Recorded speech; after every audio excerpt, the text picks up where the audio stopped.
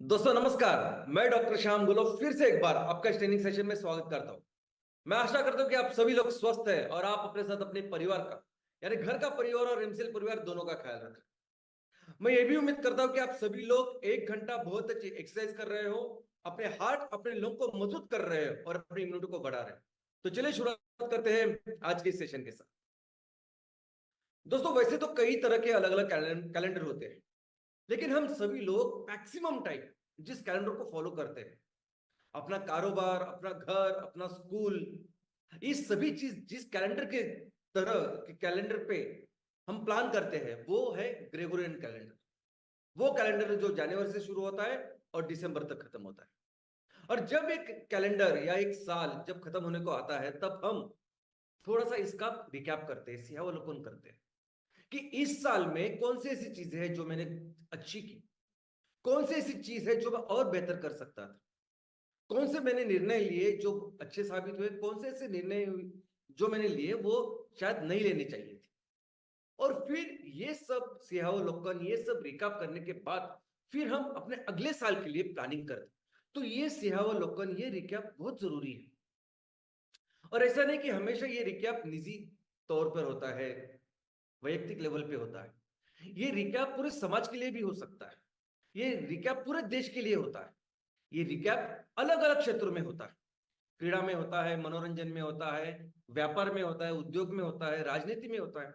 और आप देखते होंगे कि अभी साल के एंड में सभी अखबार, न्यूज, ये सभी आपको दिखाते हैं कि इस साल में क्या क्या हुआ। अलग अलग क्षेत्र में ये रिकैप ये दिखा रहे हैं। दोस्तों आज भी मैं आपके सामने एक ऐसा रिकैप सामने रखने वाला हूं, लेकिन मुझे लगता है कि आज जितने भी अलग अलग विषय हैं जिनके बारे में शायद लोग रिकैप करते हैं, सिंहावलोकन करते हैं, साल का पूरा ब्यौरा आपके सामने रखते हैं, सबसे ज्यादा इंपॉर्टेंट अगर कोई चीज है तो वो है क्लाइमेट, पर्यावरण। पर्यावरण का रिकैप दोस्तों मैं आज आपके सामने रखने वाला हूं। सबसे पहले तो मैं आपको बता दूं कि ये पृथ्वी पिछले 450 करोड़ साल से चल रही है। इस पृथ्वी के ऊपर पिछले 350 करोड़ साल से जीव है, अलग अलग तरह की जीव। और हमारी माँ ने, हमारी इस प्रकृति ने हर एक जीव के लिए, चाहे वो जमीन पे हो, चाहे वो पानी में हो, चाहे वो वनस्पति हो, चाहे वो प्राणी हो, हर एक जीव की जो जरूरत है उस जरूरत को पूरा करने की एक व्यवस्था की है, जिस व्यवस्था को हम पर्यावरण के नाम से जानते हैं। और ये जो व्यवस्था है ये पिछले करोड़ों साल से माने करके रखी है, लेकिन हमने पिछले सिर्फ कुछ साल से इस व्यवस्था को पूरी तरह से बिगाड़ के रखा है। और हमें ये देखना पड़ेगा कि इस साल हम कौन सी दिशा में जा रहे हैं। इस साल में ये जो व्यवस्था कायम करने का जो हमारी एक्चुअली रिस्पॉन्सिबिलिटी है उसमें हम क्या काम कर रहे हैं, कौन सी दिशा में हम अपनी दुनिया को लेके जा रहे हैं। तो चलिए शुरुआत करते हैं। सबसे पहले तो मैं आपको बताना चाहता हूं कि इस क्लाइमेट या पर्यावरण के विषय में हमने कुछ रिकॉर्ड कायम किए दुनिया ने, लेकिन रिकॉर्ड ऐसे है कि ये रिकॉर्ड हमें डिस्टर्ब करने वाले, ये रिकॉर्ड हमें टेंशन देने वाले रिकॉर्ड। दोस्तों सबसे पहला रिकॉर्ड यह है कि हमारे मानव जाति के इतिहास में अभी तक जो भी जितने भी हमने तापमान दर्ज किए हैं, जितने भी साल का हमारे पास रिकॉर्ड है, हमारा इतिहास है, उन इतिहास में सबसे ज्यादा तापमान इस साल 2023 में उसका दर्ज किया गया। और ये बहुत ही सीरियस है दोस्तों। ये जो तापमान है ये प्री इंडस्ट्रियल एरिया है, यानी इंडस्ट्रियल औद्योगिक क्रांति की जो शुरुआत हुई वो शुरुआत हुई जेम्स वेट के पाप के चलने वाले इंजन के साथ। जब मनुष्य को पता चला कि पाप से इतनी बड़ी बड़ी इंजन चल सकते हैं, उसने इस पाप बनाने के लिए कोयले की शुरुआत, और तब से शुरू हुआ ये फोसाइल फ्यूल, जीवाश्म ईंधन। और फिर कोयले का इतना हमने इस्तेमाल किया, बाद में वो टेम्परेचर इस कोयले की वजह से, फोसाइल की वजह से बढ़ रहा। अभी इसकी जो इंडस्ट्रियल रिवोल्यूशन या औद्योगिक क्रांति की जो शुरुआत हुई उसका पहले का जो टेम्परेचर था उसे बेस टेम्परेचर कहते हैं दोस्तों। और ये जो टेम्परेचर है बेसिकली हम सबको उसी टेम्परेचर में जाना चाहिए, बिकॉज वो करोड़ों सालों से प्रकृति ने उसको कायम रखा है।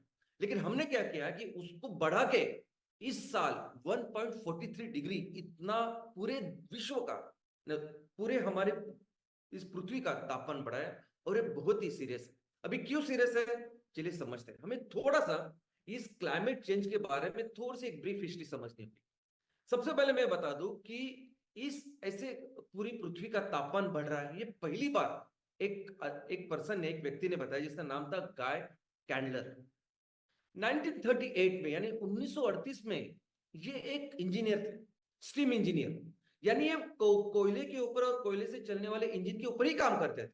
लेकिन जिस तरह से कोयले का इस्तेमाल हो रहा था, जिस तरह से वो उष्णता ऊर्जा निर्माण हो रही थी, वो कहीं ना कहीं डिस्टर्ब हो गए।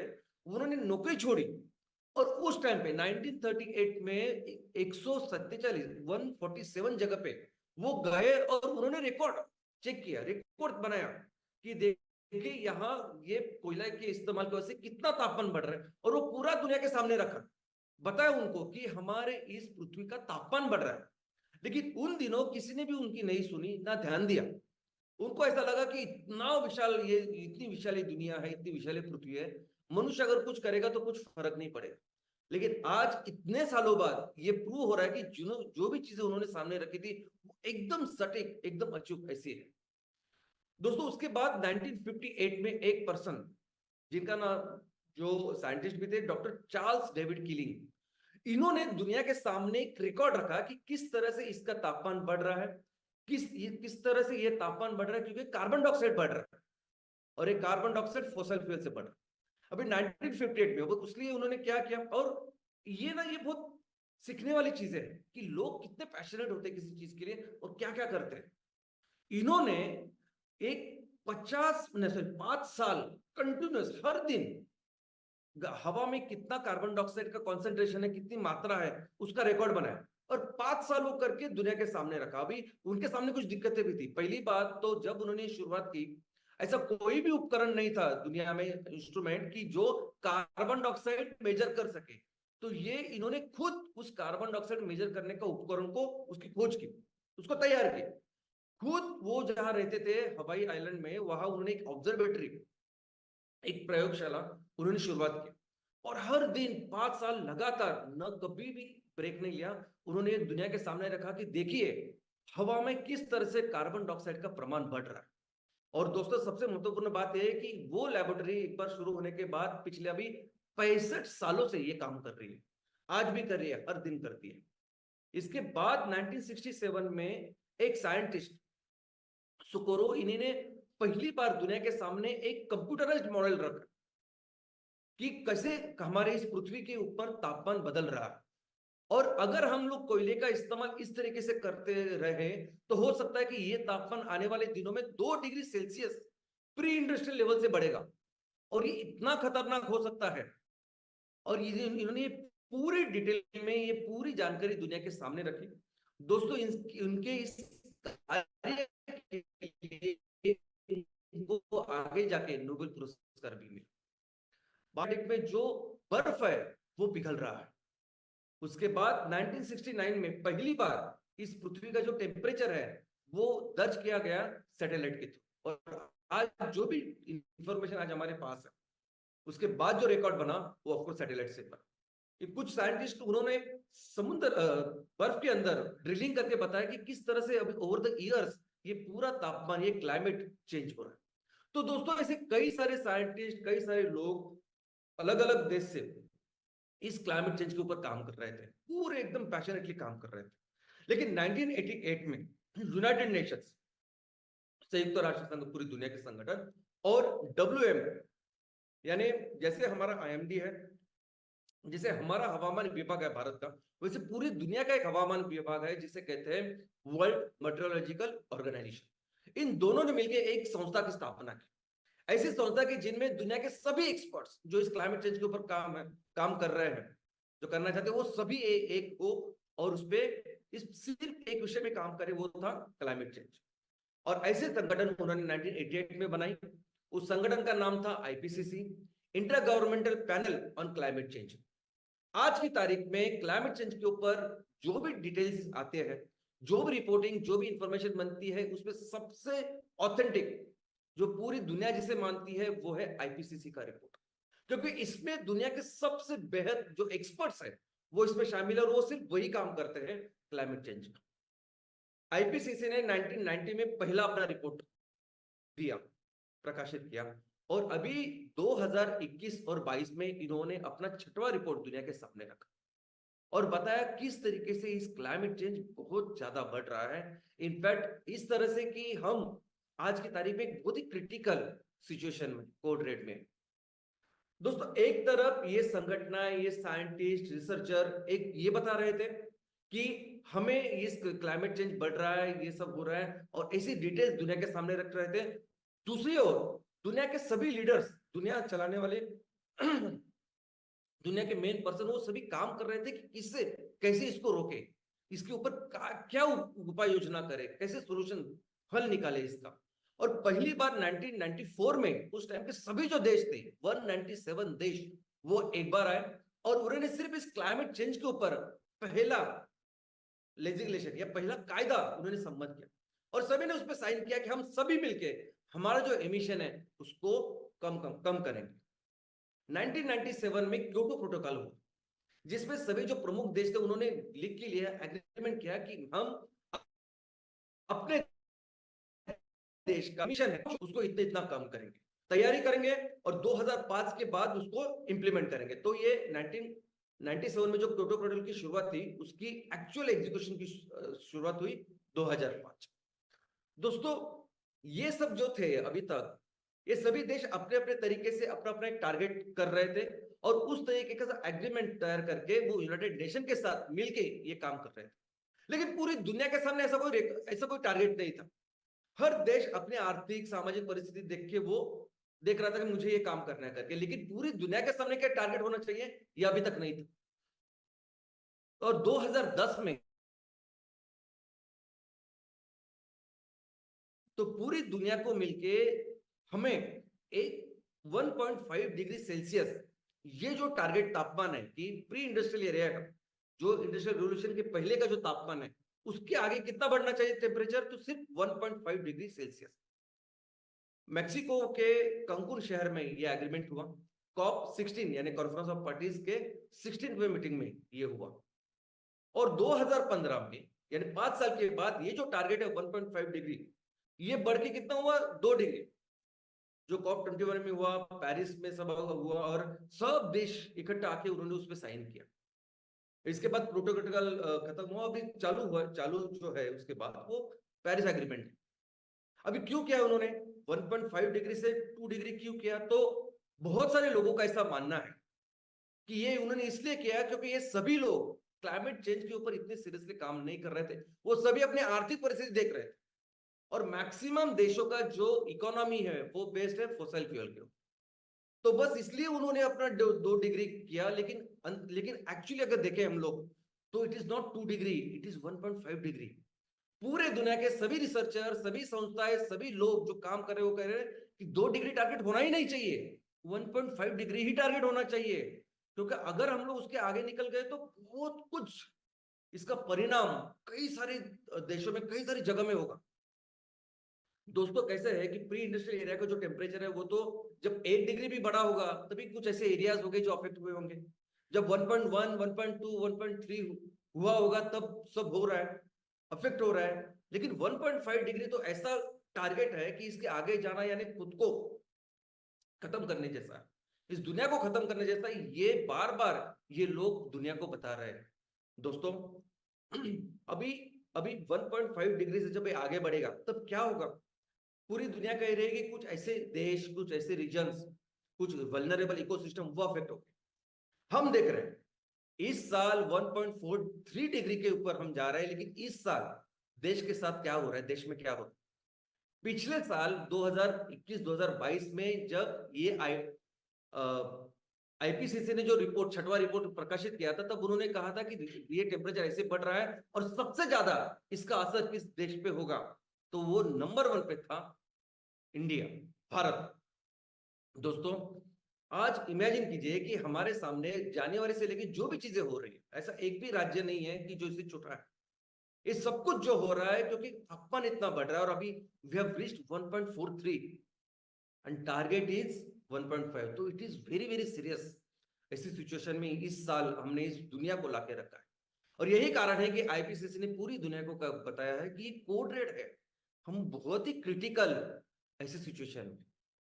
ये हुआ एक रिकॉर्ड। दूसरा रिकॉर्ड हमने क्या किया है इस साल, तो इस पानी का जो टेम्परेचर अभी तक हमने दर्ज किया है इतने सालों में, सबसे ज्यादा पानी का भी टेम्परेचर इस साल दर्ज हुआ, सबसे ज्यादा। और आप सोच सकते कि उसका परिणाम क्या हुआ होगा। तीसरा रिकॉर्ड हमने कायम किया, क्या कि अंटार्कटिका में जो भी बर्फ जमता है इस साल वो कम जमा बहुत। यानी अंटार्कटिका हमारे यहाँ पृथ्वी के ऊपर ऊपर अंटार्कटिका और नीचे आर्टिक ऐसे ध्रुव है, और इस ध्रुव के ऊपर, इस पोल के ऊपर हमेशा बर्फ जमी होती है जो सर्द में अपने इस लेवल पे जाती है, एक एक्सटेंट पे जाती है। इस बार सर्दी में जो बर्फ जमी अंटार्कटिका, वो कई लाख किलोमीटर, स्क्वायर किलोमीटर इतनी कम एरिया में जमी। आप देख सकते हैं कि चित्र में जो देख रहे हैं आप, वो अंटार्कटिका है। बाहर की जो लाइन है उतनी बर्फ जमनी चाहिए, लेकिन उतनी जमी नहीं। जो आपको दिख रहा है उतनी जमी है, और ये भी बहुत सीरियस है। और लेकिन सबसे ज्यादा सीरियस अगर कोई चीज इस साल हुई क्लाइमेट के बारे में हुई, वो है कार्बन डाइऑक्साइड। ये कार्बन डाइऑक्साइड अभी हवा में इतना बढ़ चुका है, वो भी अपने रिकॉर्ड लेवल पे है। इतने साल से लोग काम कर रहे हैं इस क्लाइमेट चेंज के ऊपर, लेकिन फिर भी आप देख सकते हैं कि दुनिया में 2023 में कार्बन डाइऑक्साइड का जो लेवल था वो मैक्सिमम था। अभी क्या हो रहा है इसका इम्पैक्ट, ये जो चीजें हम देख रहे हैं और इस साल हुई उसका इम्पैक्ट क्या हुआ। तो सबसे पहले कि हमारे देश की जब हम बात करते हैं तो कई सारे बाढ़, कई सारे सूखे इसमें। जनवरी से लेकर मैं अभी तक आपको बताऊं तो कई सारे नंबर से इतने बाढ़, इतने सूखे हुए, इतने ही सारा एग्रीकल्चर का जो हमारा क्षेत्र है वो बाधित हुआ। कई सारी जानो माल का नुकसान हुआ, लोगों का नुकसान हुआ। ऐसी सिचुएशन जो बढ़ रही है वो सिर्फ और सिर्फ इसकी वजह से है। दूसरा क्या नुकसान, कि जो अभी तूफान आ रहे हैं वो तूफान भी आप देखोगे तो तूफान की फ्रीक्वेंसी बढ़ रही है। और सिर्फ फ्रीक्वेंसी नहीं बढ़ रही है, तूफान के साथ उसकी जो आक्रामकता है, उसकी इंटेंसिटी है, वो बढ़ रही है। और ये दोनों तट पे हो रहा है, ये पश्चिम तट पे भी हो रहा है और ये पूर्व तट पे भी हो रहा है। इसके अलावा आज जो मौसम का जो चक्र होता था वो पूरा बिगड़ चुका है। यानी जब बारिश होनी चाहिए तब बारिश नहीं हो रही, जब सर्दी होनी चाहिए तब नहीं हो रही है, और पता नहीं कब बारिश होगी और कब उस बारिश के साथ कब वो छींटे पड़ेंगे, कब बर्फ होगी, ये भी हमको नहीं पता। इनफैक्ट और इन सभी चीजों की वजह से हमारा जो एग्रीकल्चर, जो मेन चीज है हमारी खेती, उसकी प्रोडक्टिविटी बहुत कम होती जा रही है। इसका एक तो कारण है कि ये पृथ्वी चक्र बढ़ रहा है, बिगड़ रहा है। दूसरा, हम जो भी केमिकल अभी इसका उपयोग कर रहे हैं, वो केमिकल से सॉइल की जो प्रोडक्टिविटी वो कम हो रही है, और ज्यादा फसल आए, और ज्यादा फसल, इसलिए हम और ज्यादा केमिकल्स डाल रहे हैं उसमें। इससे फसल तो कम होती जा रही है, लेकिन फसल में जो एक प्रतिकारक शक्ति होनी चाहिए ना, वो भी नहीं है आज। इसलिए आप देखोगे कि हमारे इस फसलों में कई सारे अलग अलग बीमारियां भी आपको देख रही है, और इस साल ये बड़ी है। एल नीनो करके एक चीज होती है, एक क्लाइमेटिक कंडीशन होती है कि जहां समुद्र में एक बहुत बड़ा प्रवाह तैयार होता है। वो इसलिए जरूरी है कि उसका डायरेक्ट कनेक्शन हमारे मौसमी या हमारा जो मानसून आता है, बारिश होती है ना, उसके साथ है। जब एल नीनो प्रवाह स्ट्रांग होता है तो हमारा मानसून वीक होता है। अभी कुछ दिनों से इस साल ये एल नीनो बहुत स्ट्रांग था, और इसकी वजह से हमारी बारिश है वो कम हुई।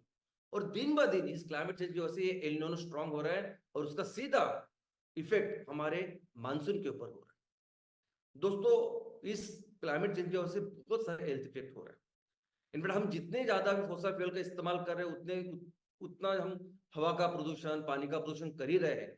उससे तो तकलीफ हो ही रही है, बीमारियां बढ़ी रही। लेकिन हम क्या कर रहे हैं कि इस क्लाइमेट चेंज की वजह से एक इस पर्यावरण का जो संतुलन है, जो करोड़ों साल से बन रहा है ना, वो संतुलन हम बिगाड़ चुके हैं।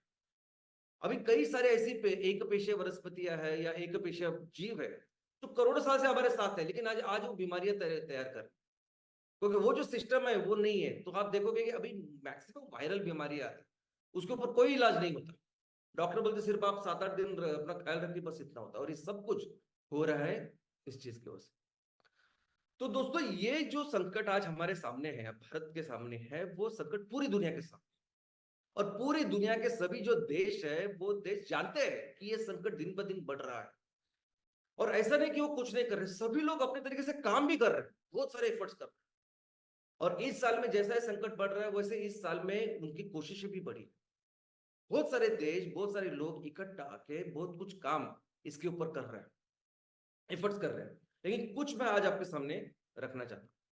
सबसे पहले सबसे महत्वपूर्ण है कॉप। दोस्तों दुनिया में जितने भी देश है, उस देश के प्रमुख एक दुनिया की सबसे महत्वपूर्ण कॉन्फ्रेंस के लिए, मीटिंग के लिए साल में एक बार आते हैं।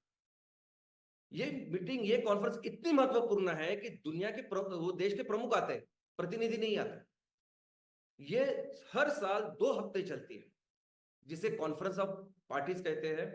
और उसका एक ही विषय होता है, क्लाइमेट चेंज। एक ही विषय, ये संकट। इस साल भी 28वीं ऐसी परिषद हुई, जो दुबई में हुई, यूएई में हुई, और यहाँ हमारे माननीय पंतप्रधान वो भी गवाह गए थे।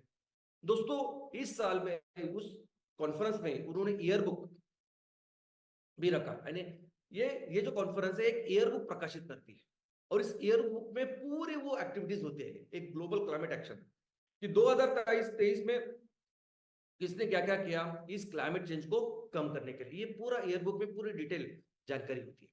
लेकिन कुछ बहुत ही महत्वपूर्ण आउटकम है जो मैं आपके सामने रखना चाहता हूं। इस कॉप में सबसे पहली जो चीज हुई, जो आउटकम था, जो डिसीजन हुआ, वो ये हुआ कि सभी देशों ने मिलकर पहली बार दुनिया के सामने रखा कि अभी से ये जो फॉसिल फ्यूल है, जीवाश्म ईंधन है, उसके अंत की शुरुआत हुई। दोस्तों एक चीज बहुत इंपॉर्टेंट है कि सब लोग डे वन से जानते हैं कि ये सब हो रहा है जीवाश्म ईंधन की वजह से, लेकिन कोई ओपनली खुल के कुछ नहीं बोलता था, क्योंकि पूरी इकोनॉमी उसके ऊपर डिपेंड।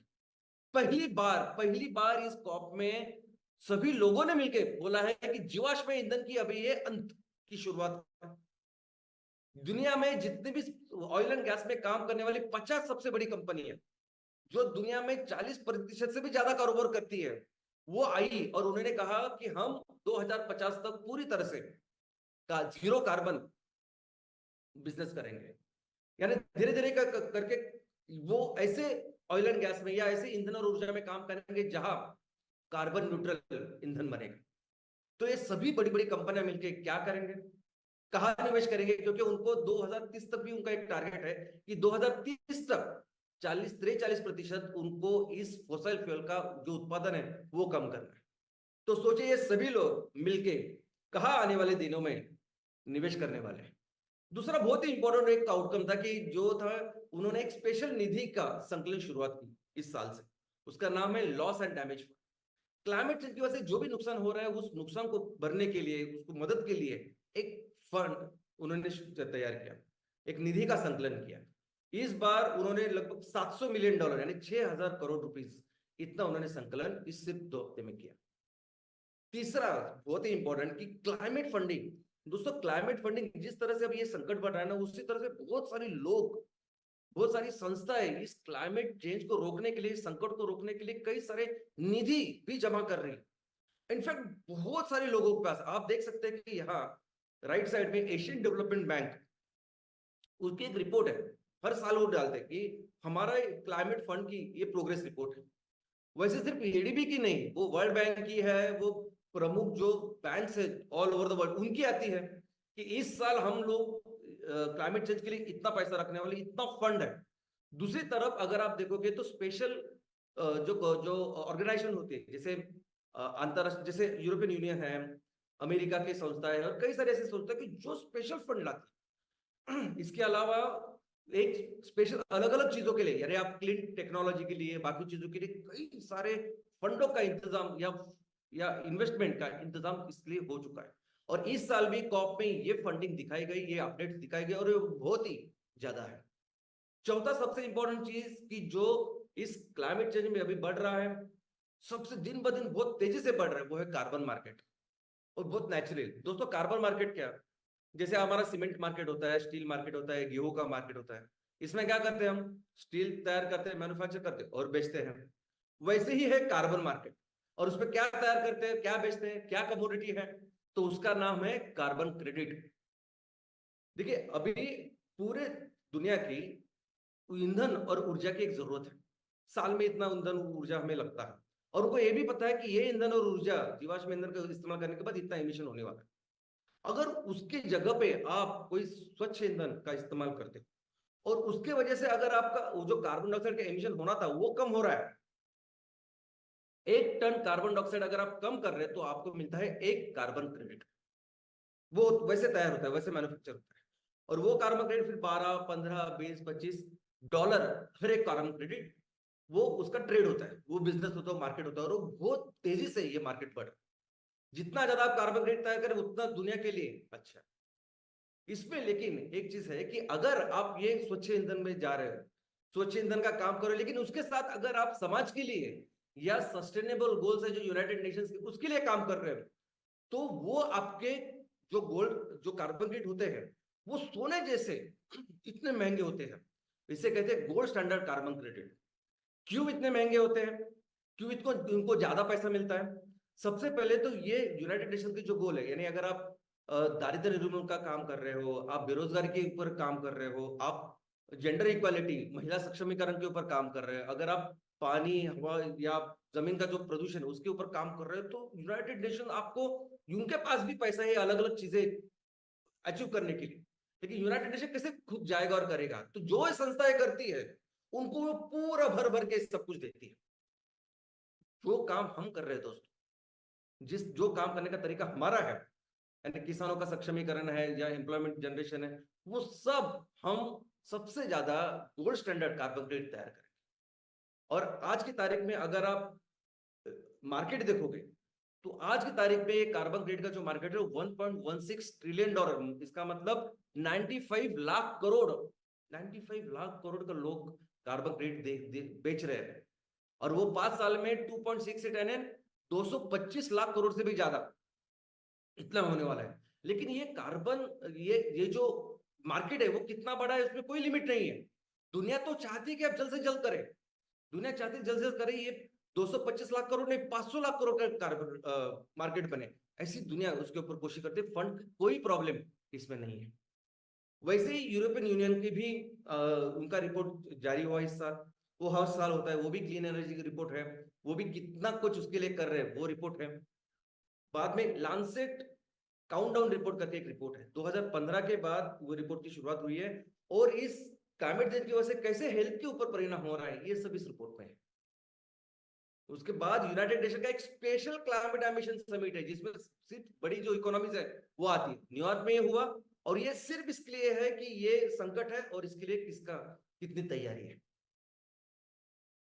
हमारे देश में भी एक समिट हुआ, बहुत ही महत्वपूर्ण, वो था G20 समिट, न्यू दिल्ली में हुआ।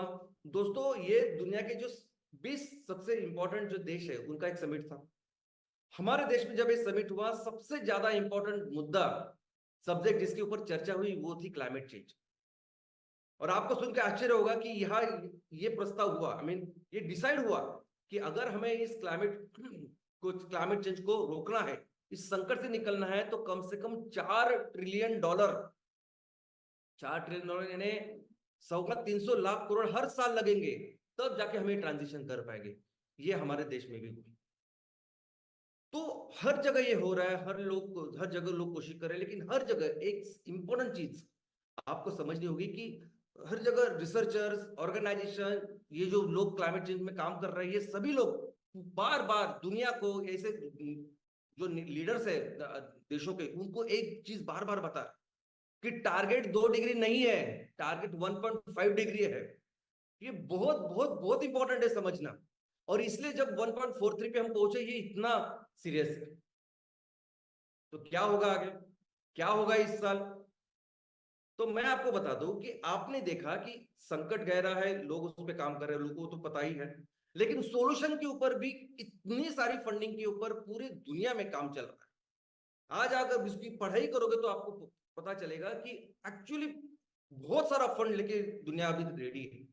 लेकिन लेकिन इशू क्या है कि करे कैसे? ये 1.5 डिग्री का जो टारगेट है, करे कैसे, कैसे इसको रोके, ये सबसे बड़ा मसला है। अभी प्रॉब्लम ये है कि जिस रिन्यूएबल के नाम पे जो भी चल रहा है काम, सोलर सेल का काम चल रहा है या विंड पावर या हाइड्रोजन के ऊपर काम कर रहे हैं, लोगों को पता है कि ये सस्टेनेबल नहीं है, ये नहीं चलेगा आगे के सैकड़ों साल।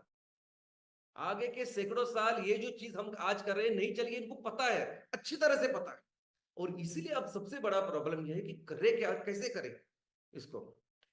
दूसरा एक सबसे इंपॉर्टेंट चीज है जो हर तरह डिस्कस होती है, और ये भी सबसे इंपॉर्टेंट है कि ये लोग, ये सभी जो ऑर्गेनाइजेशन है, यूनाइटेड नेशन से लेकर सभी ऑर्गेनाइजेशन, उनका एक ये भी बोलना है कि जब आप एक ट्रांजिशन करोगे, जब आप फोसाइल फ्यूल या जीवाश्म ईंधन को लेकर आप स्वच्छ ईंधन की ओर जाएंगे, वो इस तरह से करना पड़ेगा आपको वो ट्रांजिशन जो जस्ट जो करते करते आप अपने समाज में जो रहने वाले लोग हैं उनका भी ख्याल रखें।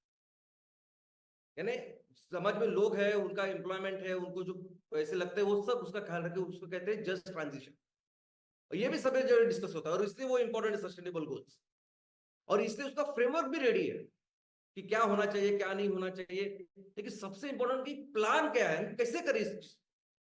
आज जीवाश्म ईंधन की वजह से जो भी कामकाज हो रहा है, और आने वाले दिनों में अगर आप हर जगह सिर्फ सोलर फ्यूल लगाएंगे लेकिन लोगों के सामने ही नहीं देखेंगे, लोगों को ही नहीं देखेंगे, आप उनकी उनकी इनकम को नहीं देखेंगे, आने वाले जनरेशन को नहीं देखेंगे, तो किस तरह से होगा, ये नहीं है बिल्कुल। और हर तरह आप देखोगे ना, people are talking about only just transition. और ऐसी दुविधा में, ऐसी सिचुएशन पूरी दुनिया में जब ये हाल है, और ये हाल अभी इस साल बहुत ज्यादा बढ़ गया है, आपको अंदाजा ही नहीं है कि एमसीएल का ये जो सोल्यूशन ये कितना महत्वपूर्ण है, इसकी कितनी बड़ी कीमत है। एमसीएल का ये जो सोल्यूशन है, एमसीएल जिस तरीके से काम कर रही है, ये सब कुछ, ये लोगों को साथ में लेके आना, ये सैटरडे सेशन करना, किसानों के लिए काम करना, महिला सक्षमीकरण का काम करना, ये 5E मिशन के लिए काम करना है। दोस्तों पूरी दुनिया में कोई भी एक ऐसा ऑर्गेनाइजेशन नहीं है जो इतने बड़े लेवल पे ऐसा काम कर रहा है, कोई नहीं कर रहा। और सॉल्यूशन अगर आप देखोगे ना, चाहे वो जस्ट ट्रांजिशन हो, चाहे 1.5 डिग्री सेल्सियस तक लोगों को रोकने का काम हो संकट को, ये सबसे बड़ा काम आज की तारीख में सिर्फ और सिर्फ एमसीएल कर। आज की तारीख में पूरी दुनिया में अगर कोई सॉल्यूशन है तो सिर्फ और सिर्फ एमसीएल है।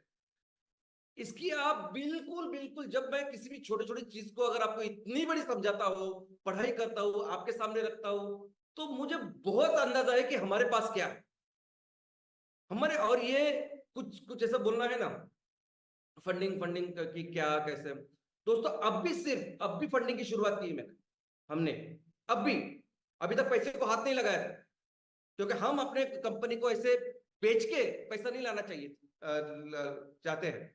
हम अपने भविष्य को बेच के पैसा नहीं लाना चाहते जैसे बाकी की कंपनियां करती। नहीं, हमने किसी वीसी को वगैरह कुछ शेयर्स बेचे और पैसा जमा। लेकिन अभी जो हम काम कर रहे हैं, अभी जो काम कर रहे हैं, ठीक है, उसका एक प्रोसेस है, उसको थोड़ा सा वक्त लगता है, दैट इज ओके। लेकिन ये जब होगा तब ऐसे होगा कि जैसे रात के बाद जब सूरज निकलता है ना, हर जगह रोशनी होती है, सूरज निकलता है और किसी को बोलने की जरूरत नहीं होती कि सूरज निकला है करके। वैसे ही जब ये फंडिंग लेके हम आएंगे ना, तो आप सभी लोग जो एमसीएल के साथ जुड़े हुए हैं, उद्योजक है, एमसीएनजी प्रोजेक्ट, एमकोल, एमसीएस प्रोजेक्ट, ये सभी तो आपको पता तो चलेगा ही। लेकिन वो सभी लोग आज एमसीएल को नहीं जानते, वो तो उनको पता नहीं, उनको पता चलेगा कि हम क्या कर रहे हैं और कौन से लेवल पे कर रहे हैं। और ये आप देखेंगे आने वाले दिनों में कार्बन क्रेडिट को लेके सबसे ज्यादा बिजनेस अगर कोई करेगा, देखो एक सिंपल, आप गेहूं का मार्केट है वैसे समझो ना इसको, सबसे ज्यादा गेहूं बनाना और बेचना बस इतना काम है ना। सबसे ज्यादा कार्बन क्रेडिट अगर कोई तैयार करेगा आने वाले दिनों में, वो हम करेंगे, हम सब मिलकर करेंगे, हमारा किसान करेगा। ये जो कार्बन क्रेडिट है, और सिर्फ कार्बन क्रेडिट है, गोल्ड स्टैंडर्ड कार्बन क्रेडिट, इसके मार्केट की कोई सीमा नहीं है। लोगों को सिर्फ 1.5 डिग्री कम करना है, बस इसके ऊपर फोकस है। ये करने में सबसे ज्यादा बेस्ट पोजीशन में अगर कोई संस्था है तो हम आज एमसीएल है। एमसीएल है, गोल्ड स्टैंडर्ड कार्बन क्रेडिट करेगी, एमसीएल सस्टेनेबल गोल्स भी अचीव कर रही है। सब काम करते करते हम सिर्फ सोलर सेल्स नहीं लगा रहे, हम लोगों के साथ मिलकर काम कर रहे हैं, जो बहुत और बेहद जरूरी है। दोस्तों ये जो हमारे प्रिंसिपल है ना, ये जो हमारा तत्व है कि हमें जो भी चाहिए ना, जो भी जरूरत है, हमें अपनी माँ के पास बहुत ज्यादा है, उससे ज्यादा देने के लिए। माँ सब कुछ दे सकती है, यानी हमारी जो जरूरत है उससे बहुत ज्यादा। 800 करोड़ लोग हैं ना, वो बढ़ के अगर 1000 करोड़ भी हो गए ना, तो भी अपने पास स्वच्छ ईंधन ऊर्जा तैयार हो सकती है, इतना सब कुछ है। और हमारा जो प्रिंसिपल है ना, हम सिर्फ उसको फॉलो करते हैं, और ये जो तरीका है, ये जो तत्व है, प्रिंसिपल है, पूरी दुनिया फॉलो करेगी आने वाले दिनों में। आने वाले दिनों में हम लोग दुनिया को बताएंगे कि क्या सही है, किस तरह से काम करना होगा, और कौन से ऐसा काम है, कौन सा ऐसा ईंधन है जो आगे के हजारों साल भी चलेगा। भले ही आपकी आपकी जरूरतें पड़ो, आप एआई में काम करो, सब जगह काम करो, ये सभी जरूरतों को पूरा करने का जो जो जो पॉसिबिलिटी है, जो पोटेंशियल है, वो सिर्फ और सिर्फ माँ जैसे काम कर रही इतने सालों से, बस उसमें ही है, बायोफ्यूल्स में। और ये जो संकट है ना, जिस संकट की दुनिया बात करते हैं कि कार्बन डाइऑक्साइड, देखो अभी जो भी टेम्परेचर बढ़ रहा है ना, वो टेम्परेचर 80% बढ़ रहा है कार्बन डाइऑक्साइड की वजह से। अभी दुनिया सोच रही है कि कैसे कार्बन डाइऑक्साइड कम करे, कोई ऐसे ऐसे बड़े बड़े यंत्र बना रहा है, कुछ भी कर रहे हैं। मुझको समझ में नहीं आता कि ऐसा काम क्यों कर रहे हैं हम लोग, जब हमारी माँ के पास इतना सिंपल तरीका है। ये जो पेड़ पौधे हैं ना, ये जो खेती हम करते हैं ना, इसके लिए खाना है कार्बन डाइऑक्साइड, खाना। ये कार्बन डाइऑक्साइड लेते हैं और उसके वजह से फिर वो हाइड्रोकार्बन तैयार करके हमें देते हैं। इतना सिंपल है। ये कार्बन सिक्वेस्ट्रेशन की भी बात है ना, ये नेपियर ग्रास, और नेपियर ग्रास इतनी तेजी से क्यों बढ़ता है? ये इसलिए बढ़ता है कि वो ज्यादा वो खाना खाता है। वो कार्बन डाइऑक्साइड कम करने का सबसे ज्यादा पोटेंशियल अगर कुछ है तो हमारे बायोमास, हमारे नेपियर में है। और ये सिक्वेस्टर करता है, ये कार्बन सिक्वेस्ट्रेशन, बड़े बड़े अगर आपको शब्द समझते हैं ना, तो ये कार्बन हवा से निकाल के गाड़ देने का काम ये नेपियर गैस करने वाला है। और यही सोल्यूशन है आने वाले दिनों में, अगर सोल्यूशन है तो यही करेंगे। और सबसे अच्छी बात है कि हम ये सभी जो यंत्रणा, ये सभी जो ऑर्गेनाइजेशन जो अभी काम कर रही है ना क्लाइमेट चेंज में, इन सभी ये सबके साथ, और ये सभी हमारे साथ एमसीएल के साथ आने वाले दिनों में काम करने वाले। ये सभी संस्थाएं, यानी यूरोप से लेके अमेरिका से लेके यूनाइटेड नेशन के ये जो अलग अलग संस्थाएं, आने वाले दिनों में एमसीएल के साथ मिलके हम काम करने वाले, इस लक्ष्य को भी हासिल करने वाले हैं। और सिर्फ भारत ही नहीं, हो सकता है कि बाकी के देशों में भी जाके एमसीएल के साथ एक काम करें। बात सिर्फ अगर इकोनॉमी की नहीं है, इकोनॉमी की भी अगर बात करें ना, तो अगर 20 से 25%, 30% तक अगर हम स्वच्छ ईंधन बनाते हैं ना हमारे देश में किसानों के साथ मिलकर, अपने आप दुनिया की सबसे बड़ी इकोनॉमी हो सकती है। लेकिन सिर्फ इतना ही नहीं, ऑर्गेनिक फूड प्रोडक्ट में 20% तक अपना हिस्सा होने वाला, इतना मार्केट हम कर सकते हैं। जितने भी हमें सस्टेनेबल प्रोडक्ट्स करने हैं, जो पेट्रोकेमिकल्स को रिप्लेस करने हैं, वो भी 20-25% तक अपना हिस्सा हो सकता है। ये हैंडीक्राफ्ट सिर्फ हमारे पास है, बाकी लोगों के पास नहीं, किसी के पास, चाइना अमेरिका के पास नहीं है। ये तीनों मिला के जब आप देखोगे, जो इन्वेस्टमेंट होगी, जो रेवेन्यू और बाकी सब चीजें होगी, अपने आप भारत देश आने वाले दिनों में नंबर 1 की इकोनॉमी बनने वाली। लेकिन उससे भी महत्वपूर्ण क्या मैं आपको बोलता हूं, ये सही दिशा में दिखाने वाला काम, ये सही दिशा दर्शन करने वाला काम आने वाले दिनों में अपना देश करने वाला है। ये गलत हो रहा है, ये हम कभी भी माइनिंग करके वो सस्टेनेबिलिटी कभी अचीव नहीं कर सकते। एक ही तरीका है, वो है माँ का तरीका, वो है एग्रीकल्चर। और ये करने का काम जब हम करेंगे तो फिर से हम दुनिया के लिए गुरु बनने वाले। ये विश्व गुरु वगैरह जब कहते हैं ना, कैसे बनेंगे विश्व गुरु? गुरु क्या बता, क्या सही क्या गलत बताएगा ना, हम बताएंगे उनको, हम बताएंगे कैसे प्लास्टिक को बंद करना है। और इसीलिए आने वाले दिनों में हमारी सिर्फ बिगेस्ट इकोनॉमी तो हो गई, लेकिन हम लोगों को एक सही तरीका बताने का काम करें। और दोस्तों, इसलिए आने वाले दिन, आने वाला साल, ये हम सबका होने वाला है, हमारे किसानों का होने वाला है, एमसीएल का होने वाला है। आप सभी को नए साल की बहुत बहुत शुभकामनाएं। और मैं आपसे विनती करता हूं कि प्लीज कृपया आप अपने सेहत का ख्याल रखिए, क्योंकि आने वाले दिनों में एक बहुत बड़ी जिम्मेदारी हम पे ऊपर है। क्योंकि हमें मिलके अपने देश को ना कि सिर्फ सबसे बड़ी इकोनॉमी बनाना है, लेकिन हमारे देश को, हमको सबको मिलके दुनिया का सबसे महान राष्ट्र, एक विश्व गुरु बनाना है। धन्यवाद। जय हिंद, जय एमसीएल।